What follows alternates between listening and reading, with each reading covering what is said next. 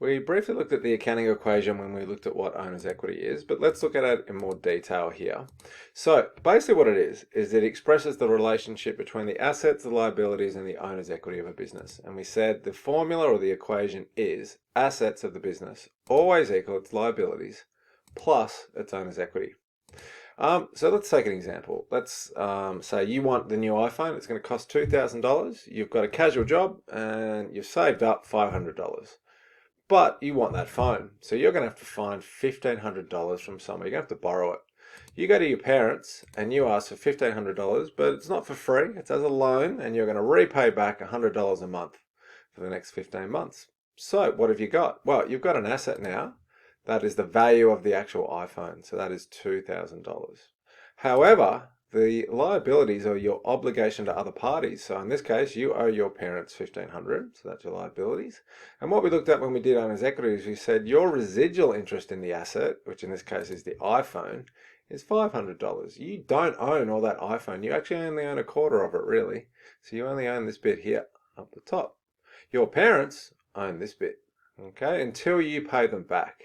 So that is what the accounting equation is. Now, we can also express it another way, and this is going to be really useful because we can rearrange these things here, the assets, liabilities, owner's equity, and we can say, if we move this one over here, owner's equity equals assets minus liabilities.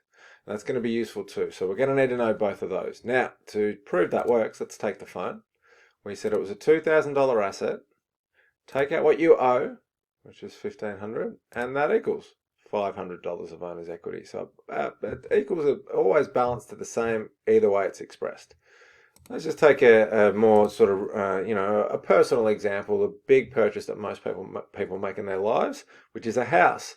And for the vast majority of people, we can't afford to buy a house outright. When you say you buy a house, you're not really buying a house. So let's say you want this house. It is worth $900,000. Okay? Now, you have $200,000 in cash in the bank. That's probably more than most people would have, to be honest. But for now, we'll say, yeah, you've saved up a fair bit.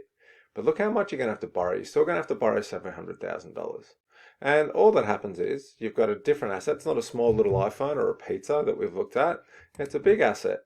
But the equation still holds no matter what the asset is, whether it's in $20 or $2,000, 900,000, hundreds of millions, billions, it's always going to balance. So looking at this house, we would say the value of the asset itself is 900,000. The liabilities though, the bank really has claims to most of the house, $700,000 worth. That is the obligation that you have to other parties, in this case the bank. So that means your owner's equity, your residual interest, is $200,000. And all that happens over time in your life is that this changes. What changes when you have a mortgage or a home loan? Well, you pay it off. So we've got our accounting equation there. We said 900,000 equals 700,000 plus 200,000. And then all that happens in your life, and also when you run a business, is you pay things off. So let's say in year one, you're going to pay $50,000 off the loan. So what happens is the house, let's just say the value of the house doesn't change, like the market stays the same. But you don't owe 700,000 anymore. You paid off 50. So that is going to go from 700,000 to 650. Now we know 650 plus owner's equity has to equal 900,000. So this must go from 200 to 250, and together they will equal 900,000. What you've done is you've increased your equity in the asset, your residual claim to the house. That's how personal finance works. What about in year two? You pay off another $50,000. Let's assume the property market's flat again, the house is still worth the same. So what happens now? Well, you don't owe 650, you owe 600 because you paid that off. And we're obviously excluding interest here. We're just keeping this as a simple example. But what happens? Well, your equity now goes up. So now you've got 600 plus 300 is 900. Let's just take an extreme example. We're actually not going to have to deal with this in our subject, but it's kind of good to know. What happens, if the value of this asset does change? What if, at the end of year two, there is a property market crash and the value of that property falls to 400,000? It could go up too, but let's just deal with the worst possible consequence. In this case, the value of this house, it's not 900, it's gone down to 400,000. So this has gone, your asset, 900 to 400. What happens? Well, the bank doesn't say, geez, bad luck, just pay us back 400. No, they say, we still want 600,000. What happens now? Well, we've actually got like what's called negative owner's equity. Your owner's equity is going to have to be a negative to make this balance. 600,000 plus minus 200,000.